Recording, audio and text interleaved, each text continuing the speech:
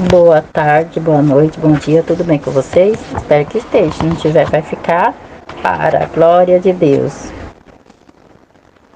Para os especialistas, a orientação sexual de uma pessoa é definida de acordo com o gênero que ela se identifica e por qual gênero sente atração sexual, a saber, a homem heterossexual, quando a atração é pelo gênero oposto. Homossexual, quando a atração é pelo mesmo gênero. Bissexual é quando a atração é por ambos os gêneros. Assexual é quando não existe atração por gênero algum.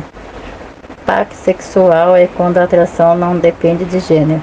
Além dessa categoria, existem pessoas que se denominam não binária, que não se encaixam em nenhum gênero, nem masculino nem feminino. Nesse modo, como essa ideologia não há conexão entre sexo biológico, gênero é uma pessoa que se identifica como transgênero, transista, livremente em todo tipo de relação sexual. No hebraico, Odion, o homem foi formado do pó úmido da terra. Gênesis capítulo 2, versículo 7. Nosso Senhor ratificou que desde o princípio da criação Deus os fez macho e fêmea. Nossa declaração de fé professa que o ser humano é constituído de 3 substâncias, uma física, corpo e 2 materiais, espírito e alma. Desse modo, o corpo físico é involucro das partes materiais. O gênero desse corpo é definido pelo sexo da criação geneticamente determinada, homem ou mulher. Nesse caso, o sexo é um gênero estão relacionado com a característica orgânica do corpo de órgãos genitais. Significa que na criação divina, o cromossomo sexual 6 determina o sexo masculino macho e os 20 determinam o sexo feminino fêmea. O homem foi criado, dentre outros aspectos, a imagem e semelhança moral de Deus. Entretanto, o pecado corrompeu a moralidade do gênero humano. Por isso, o plano divino os crentes precisa ser renovado segundo a semelhança moral original.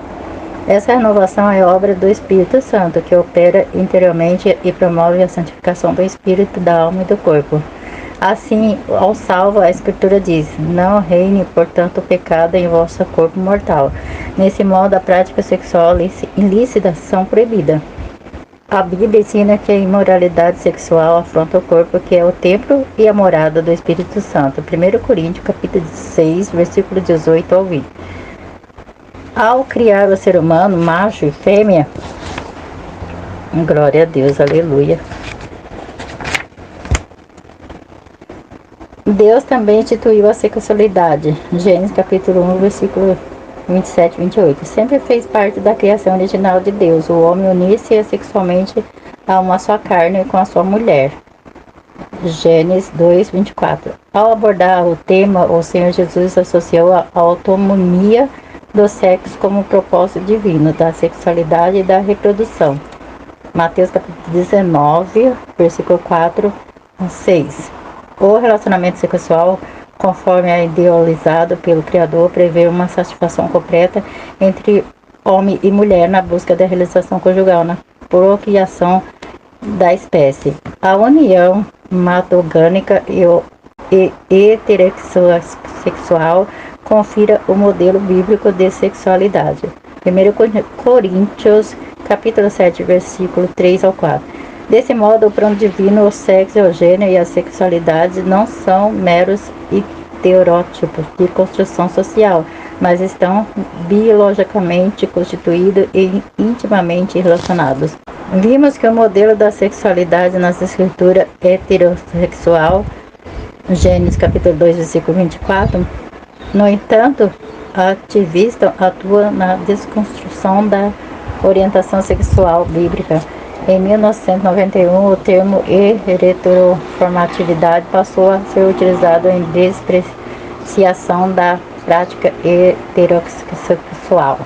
É uma proposta de doutrinação para apresentar a crítica do que o reconhecimento da distinção biológica entre homens e mulheres como dado óbvio do desenvolvimento humano e da realidade.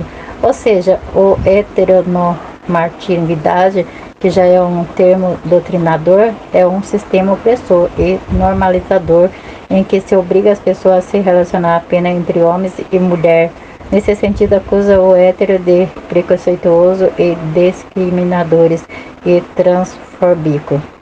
Militantes trans alegam que a subjetividade de alguém se sentir homem ou mulher deve se sobrepor aos aspectos biológicos. Nesse sentido, eles se rebelam contra a própria constituição biológica. Então, para adequar a satisfação do próprio corpo com a mente, exige terapia hormonal e cirurgia de redirecionamento sexual, como pretende a solução. Isso é tão sério que o ativismo na educação e saúde pública acaba se impondo no doutrinamento das crianças e adolescentes, na busca de aceitação social, divulgar a ideia do nascimento do corpo errado. Do outro lado, em 2017, a Associação do Pediatra Americano, American College of Pediatrics, publicou que o conflito entre a mente e o corpo deve ser corrigido pelo alinhamento do gênero, mente, com o sexo autonômico, corpo, e não fazendo intervenções invasivas no corpo. Meninos não nascem com cérebro feminizado e menina não nasce com cérebro masculinizado.